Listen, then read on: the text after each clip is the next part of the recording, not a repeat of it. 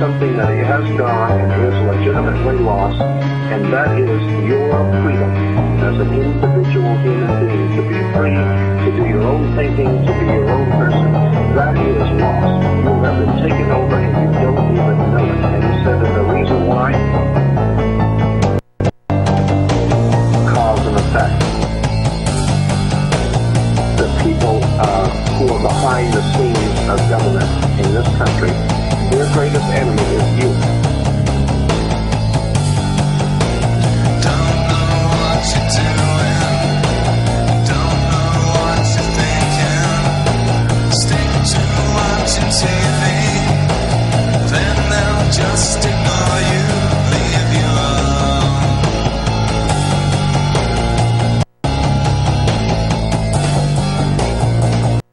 I think at one time or another we've all questioned as to whether all that we see in our experience and in our world has some sort of a rational plan behind it. Because we understand now that both the Republican and the Democratic Party in our country are basically run by the same people. The same money finances both sides. We now know, of course, through the work of many historians who have spent their life working on research that show us that both sides of world conflicts have always been financed by the same people.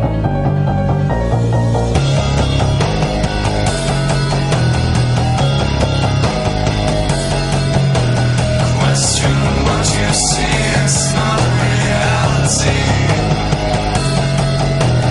Question what you see and what you're told. You're dumbed down by TV, so full of apathy. Question everything and use your mind. Question what you see, it's not reality. Question what you see and what you're told. You're dumbed down by TV and full of apathy. Question everything and use your mind. To do your own thinking, to be your own person, that is lost. You have been taken over and you don't even know it. And he said that the reason why is because you don't read, you don't think, you want to be entertained by Bugs Bunny, Big Top Pee-wee. All you want is your recapable tires, like he said, and all of your creature comforts, and you don't want to put yourself out, and so consequently, you have not defended your freedoms, and if you don't defend your freedoms and your rights, you don't have to for it. Cause and effect. Cause and effect.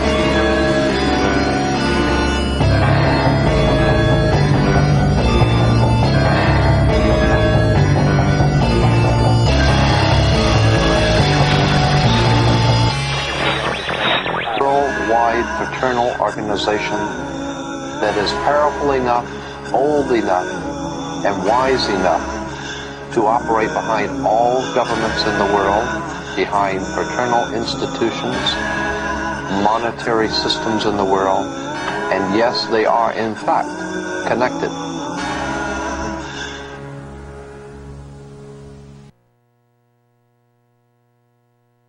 Man, you are watching The Echo, episode number 14 on Channel 4. My name is Q Marskiani. I am going to be your host tonight. We have a great show tonight for you. Basically, we are going to talk about the mind over body, but before that, I have an announcement to make. Jennifer, one of our fantastic scholars, actually, is not going to be on our show anymore. This would be the last show. She's not here yet, but she'll be here and she's going to explain why. But unfortunately, that was bad news, but I have a good news because we have a new member on the panel. His name is Matthew. How are you doing, Matthew? Good. It's good having you on the Echo. And as usual, our regular and very faithful scholar, Derek. I'm just like a bad penny. I keep turning up. No, it's a pleasure to have you, Derek. So like I said, we are going to talk about mind over body. Basically, this is one of the greatest questions that mankind ever had, and that is, what is mind and what is body, and if there is any correlation between them. Because as you know, every religion, every school of thought raised that question, but maybe science has been unkind toward mind and body and spirituality, but there are recent findings through quantum physics, through other science, studying the body frequencies and vibrations and things like that, that has given that answer. That's why I have come across this clip for you people at home that discussed more about whether, you know, body is affecting the mind or is vice versa. But before going there, any take on that, guys? Anything that you want to add?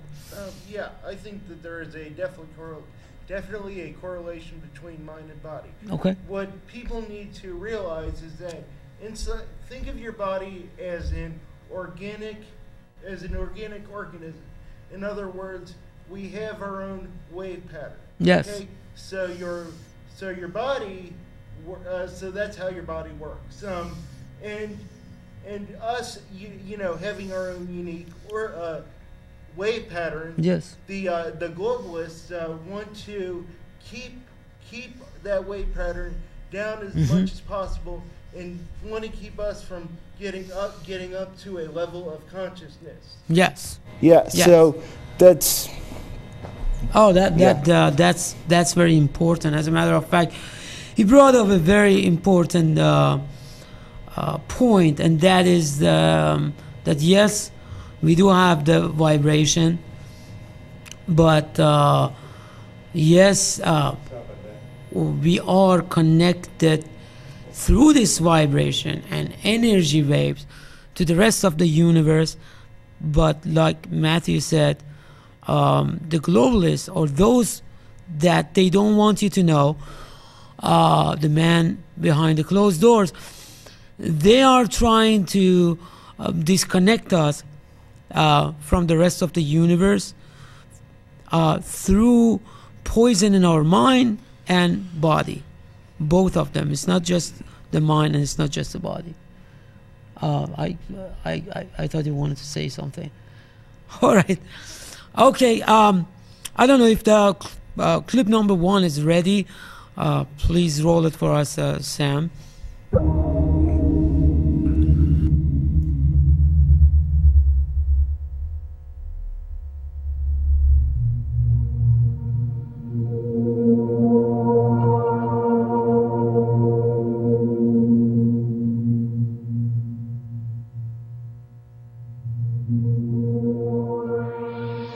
In 1927, at the 5th Solvay Conference on Physics in Brussels, Belgium, a new proposal of mind over matter was admitted to try to resolve inexplicable behaviors on quantum mechanics. With the greatest minds in physics attending, such as Einstein, Pauli, Dirac, Bohr, Heisenberg, Curie, de Broglie, Schrödinger, just to name a few, the subject of consciousness and the atomic world was at hand. Heisenberg and Bohr approached Einstein with a new theory that the minds of the researchers were affecting the results of the experiments. The mathematics of predictability were not repeatable and reliable enough to explain what was happening. Einstein could not accept this at first because it violated all mathematical models. Years later, he admitted it was happening. Einstein said, "Anyone who becomes seriously involved in the pursuit of science becomes convinced that there is a spirit manifest in the laws of the universe, a spirit vastly superior to that of man." A spirit is not a mechanical force like gravity, electromagnetism, or the strong and the weak forces. A spirit is consciousness. So for Einstein to have made this great transformation can only mean that something convinced him that it was really happening, that the universe is alive, and we are part of it. Did great powers hide the truth about what was discovered at the conference because they knew they could not control us if we knew the secret powers of our minds and collective consciousness? All matter originates and exists only by virtue of a force. We must assume behind this force is the existence of a conscious and intelligent mind. This mind is the matrix of all matter. Max Planck, the father of quantum physics. The secret of mind over matter was known 18 years before the first atomic blast at Trinity Site, New Mexico, July 22, 1945. Our current science cannot handle consciousness. Although some people like to say quantum physics can explain consciousness, the fact of the matter is that physics cannot deal with an experiment where a human being is involved in the loop. This goes back to the way quantum physics was originally built back in the 19-teens and 20s and 30s. Whenever there's a conscious observer present, he causes a collapse of the wave function. Now, the wave function is a mathematical construct that describes the waviness of probabilities of events at the quantum level. And quantum physics is a set of equations that describe how this wave function behaves. When an observer looks at an experiment, he causes a collapse of this wave function. He destroys information. It basically starts the wave function from zero, and things have to start up again. So an observer right now has a chaotic effect in trying to describe or explain what goes on when a person is in the loop. Currently, our physics right now is incomplete. We cannot deal with a consciousness affecting other physical objects in an experiment. We just don't know how to deal with it. So what you find is that most physics experiments keep observers out of the loop. They'll put a scientist outside the box. He gets to look in maybe at the end to see what the results were. But because his consciousness collapses the wave function, they don't let him in. It's like a bull in a china shop. He messes up their predictions, and they don't know how to deal with it. We live in a world today where there's a hierarchy of power. There are very powerful people, and there are people with virtually no power at all. What's very important from a biological understanding is every human being is equally powerful in their creative ability to shape the planet. And then you say, well, if everybody is equally powerful, then how did other people gain so much more power? And here's the joke. They didn't gain any power. The reason they became more powerful is they took away the power from us. And that the evolution that we're experiencing right now is to recover that power, because when the entire population is possessing such power, there's more of a likely better resolution and harmony than a world today where only few people are exercising that power. And I really look forward to that evolution when we recover the power we've always had, which means going back and reprogramming our belief systems to own how powerful we are. Human intention can significantly influence the properties of materials and the nature of reality. As early as 1957, Professor Hans Eysenck, then chairman of the psychology department at the University of London, wrote a letter insinuating that there was a gigantic conspiracy involving some 30 major universities all over the world and hundreds of highly respected scientists to silence the truth about what we knew about the powers of human consciousness.